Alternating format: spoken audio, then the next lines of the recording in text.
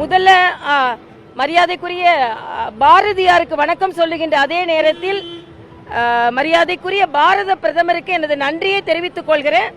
வந்தே மாதரம் என்போம், மாநில தாயை வணங்குவோம் என்போம் என்ற வந்தே மாதரம் 150வது ஆண்டை பற்றிய பாராளுமன்ற விவாதத்தில் மரியாதைக்குரிய பாரதியார் அவர்களை நினைவு கூர்ந்ததும், வ.உ. சிதம்பரம் பிள்ளை அவர்களை நினைவு கூர்ந்ததும் உண்மையிலேயே தமிழகத்தை சார்ந்த நாம் எல்லோரும் வணக்கத்தை தெரிவித்துக் கொள்ள வேண்டும்.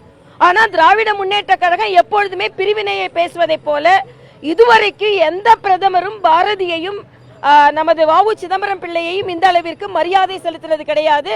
அதனால் பாரதி இன்று இருந்திருந்தால் மரியாதைக்குரிய பாரத பிரதமருக்கு ஒரு வாழ்த்து பாடல் பாடியிருப்பார். ஏனென்றால் தேசியத்தையும் தெய்வீகத்தையும் முன்னிறுத்திக் கொண்டிருக்கிறார். ஆனால் திருச்சி சிவா போன்றவர்கள் திராவிட முன்னேற்ற கழக அறிவாலயத்துல கொஞ்சம் ஆண்டுகள் முன்வரை தேசிய கொடியை அவங்க ஏத்துறது கிடையாது.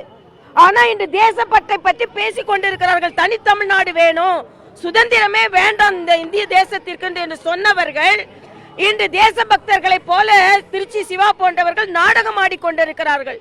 ஆனால் பாரத பிரதமர் அவர்கள் அங்கே காசியில் தமிழ் இருக்கை ஏற்படுத்தியதாக இருக்கட்டும், அங்கே போர்ட்டுக்கு மும்பையில் ராஜேந்திர சோழன் பெயர் வைத்ததாக இருக்கட்டும், திருக்குறளை எல்லா மொழிகளிலும் மொழிபெயர்ப்பதற்கு உதவியாகதாக இருக்கட்டும், தமிழுக்கு பாரத பிரதமர் மிகப்பெரிய பிரம்மாண்டமான ஒரு மரியாதையை செலுத்திக் கொண்டிருக்கிறார்.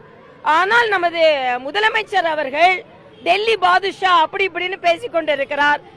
இன்னைக்கு வரைக்கும் திராவிட முன்னேற்ற கழகம் பாரதியாருக்கு அவர் ஜாதியை வைத்து, அவர் ஜதி பல்லக்கை வைத்து அல்ல, ஜாதியை வைத்து அவருக்கு அரசாங்க விழா எடுக்கல.